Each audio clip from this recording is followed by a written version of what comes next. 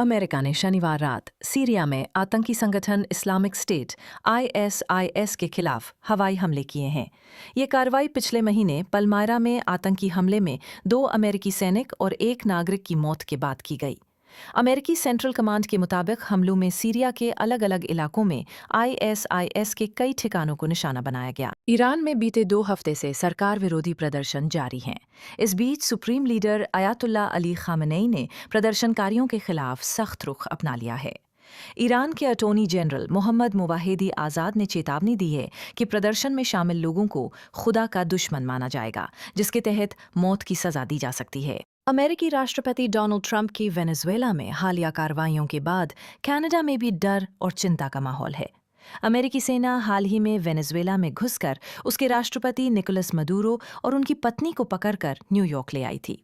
इस बीच ट्रंप के पुराने बयान और धमकियां फिर चर्चा आ गईं, जो उन्होंने कनाडा को 51वां अमेरिकी राज्य बनाने के लिए दी थीं।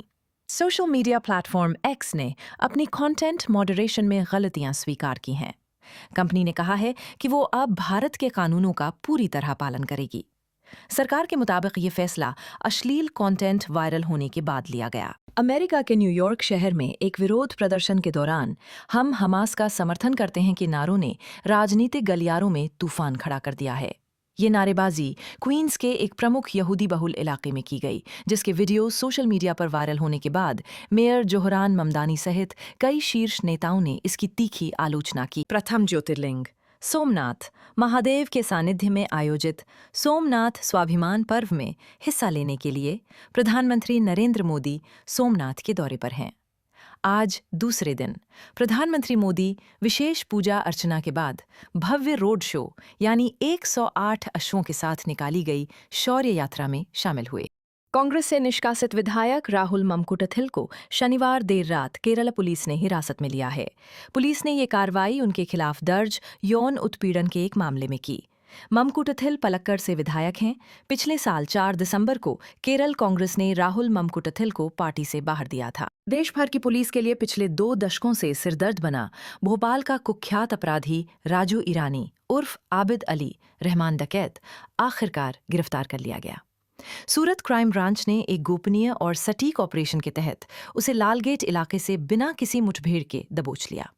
राजू ईरानी भोपाल स्थित कुख्यात ईरानी डेरा का सरगना है और देश भर में संगठित अपराध का बड़ा नेटवर्क चलाता था। सुप्रीम कोर्ट ने बच्चों को यौन शोषण से बचाने के लिए बनाए गए पॉक्सो अधिनियम के बढ़ते दुरुपयोग पर गंभीर टिप्पणी की है।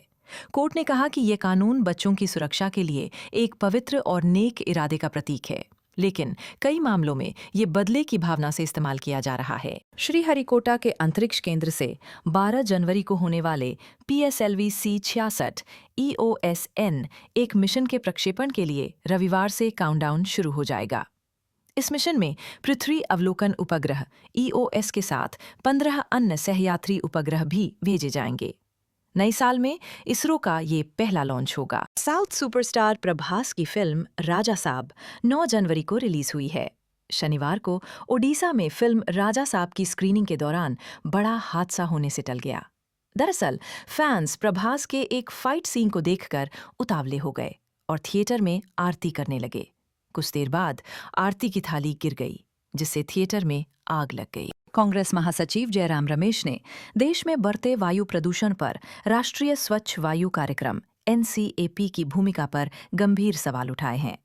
उन्होंने centre for research on energy and clean air CREA के नए विश्लेषण का हवाला देते हुए कहा कि भारत में वायु प्रदूषण अब एक संरचनात्मक सार्वजनिक स्वास्थ्य संकट बन चुका है। रमेश ने कहा कि इस पर केंद्र सरकार की प्रतिक्रिया नाकाफी और अप्रभावी है। एक्टर विजय की फिल्म जन नायकन कानूनी पचड़े में है। फिल्म को 9 जनवरी को रिलीज किया जाना था, लेकिन सेंसर सर्टिफिकेट को लेकर रिलीज अटकी हुई है, जिसके बाद कोर्ट ने अब इस मामले की सुनवाई 21 जनवरी के लिए तय की है। इस बीच आज शनिवार को कमल हसन ने सोशल मीडिया पोस्ट शेयर कर फिल्म सर्टिफिकेशन प्रोसेस पर सवाल उठाए हैं। यश राज फिल्म्स ने फिल्म मर्दानी 3 की रिलीज डेट का ऐलान कर दिया है। रानी मुखर्जी स्टारर ये फिल्म 30 जनवरी को रिलीज होगी। YRF की मर्दानी हिंदी सिनेमा की सोलो फीमेल लीड फ्रेंचाइजी है।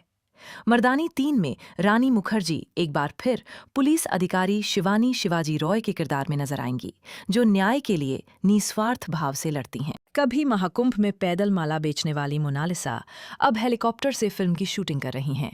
शनिवार को द डायरी ऑफ मणिपुर की उत्तराखंड में शूटिंग हुई। न्यू टिहरी में हेलीकॉप्टर के दृश्य फिल्माए गए। फिल्म डायरेक्टर सनोज मिश्र ने इंस्टाग्राम पर इसकी जानकारी दी। इसमें आगे की सीट पर पायलट और सनोज मिश्र बैठे दिख रहे हैं। सनोज वीडियो बना रहे हैं। पीछे मोनालिसा समेत 4 लोग बैठे हैं।